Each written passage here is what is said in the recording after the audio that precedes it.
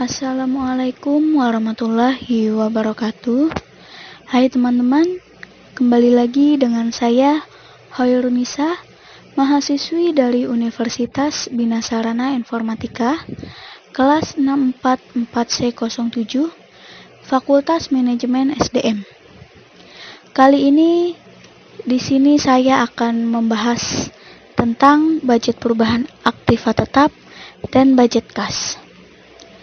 Tidak usah lama-lama, mari kita simak video berikut ini. Yang pertama ada budget perubahan aktiva tetap. Apa sih budget perubahan aktiva tetap itu?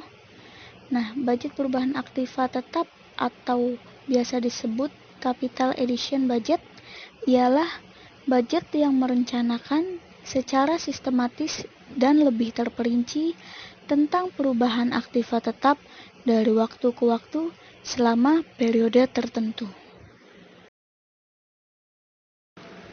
Berikutnya ada perubahan aktiva tetap. Perubahan aktiva tetap ini terdiri dari 6. Yang pertama ada pembelian aktiva tetap baru. Yang kedua pembuatan aktiva tetap baru. Yang ketiga penambahan aktiva tetap yang lama dengan yang baru. Yang keempat, perbaikan berat atas aktiva tetap yang lama agar dapat berfungsi kembali dengan baik.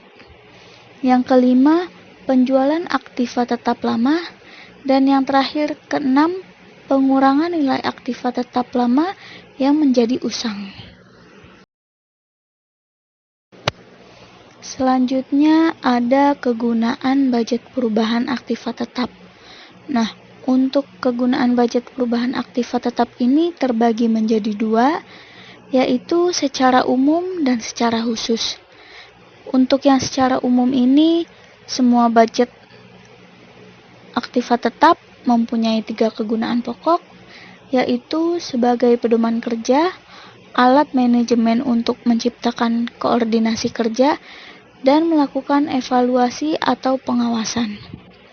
Untuk yang secara khususnya ini sebagai dasar untuk menyusun budget kas, karena penambahan aktiva tetap akan memerlukan pengeluaran kas dan pengurangan aktiva tetap akan mengakibatkan pemasukan kas.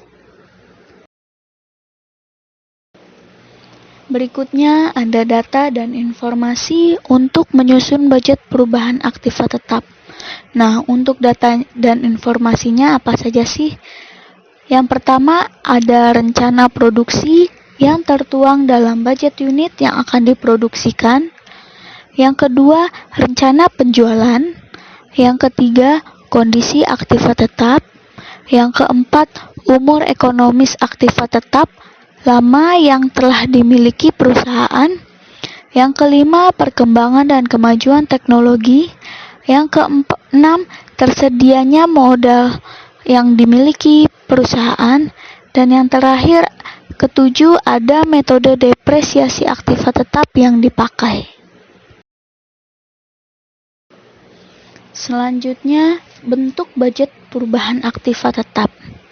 Untuk bentuk budget perubahan aktiva tetap ini sebagai salah satu pendukung neraca atau balance sheet supporting budget harus cukup sistematis dan terperinci sehingga dapat berfungsi sebagai pedoman kerja, alat pengkoordinasian kerja, dan alat evaluasi kerja. Berikutnya ada budget kas. Apa sih budget kas itu? Budget kas adalah budget yang merencanakan secara lebih terperinci tentang jumlah kas beserta perubahan-perubahannya dari waktu ke waktu selama periode yang akan datang, baik perubahan yang berupa penerimaan kas maupun perubahan yang berupa pengeluaran kas. Kegunaan budget kas. Untuk kegunaan budget kas ini terbagi menjadi 2, yaitu secara umum dan secara khusus.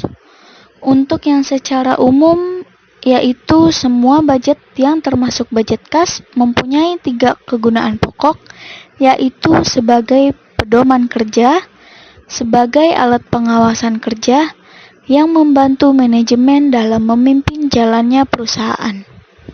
Untuk yang secara khusus adalah budget kas yang berguna sebagai dasar penyusunan master balance sheet budget atau budget induk neraca. Berikutnya ada faktor yang mempengaruhi penyusunan budget kas. Untuk faktor yang mempengaruhi penyusunan budget kas ini terbagi menjadi 8. Yang pertama, faktor penerimaan kas. Yang kedua, budget penjualan. Yang ketiga, keadaan persaingan di pasar. Yang keempat, posisi perusahaan dalam persaingan. Yang kelima, syarat pembayaran yang ditawarkan perusahaan. Yang keenam, kebijaksanaan perusahaan dalam penagihan piutang. Yang ketujuh, budget perubahan aktiva tetap. Yang terakhir, kedelapan, ada rencana-rencana perusahaan tentang penerimaan kas dari sumber lain.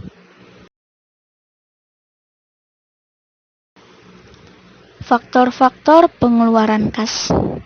Untuk faktor pengeluaran kas ini terbagi menjadi 9, yaitu budget pembelian bahan mentah, keadaan persaingan pasar pada supplier bahan mentah, posisi perusahaan terhadap pihak supplier bahan mentah, syarat pembayaran yang ditawarkan oleh supplier bahan mentah, budget upah tenaga kerja langsung, budget biaya pabrik tidak langsung, budget biaya administrasi, budget perusahaan aktiva tetap, dan yang terakhir rencana-rencana perusahaan tentang pengeluaran-pengeluaran kas untuk keperluan lain. Sekian penjelasan dari saya mengenai budget perubahan aktiva tetap dan budget kas. Semoga dapat bermanfaat untuk teman-teman semuanya. Terima kasih. Wassalamualaikum warahmatullahi wabarakatuh.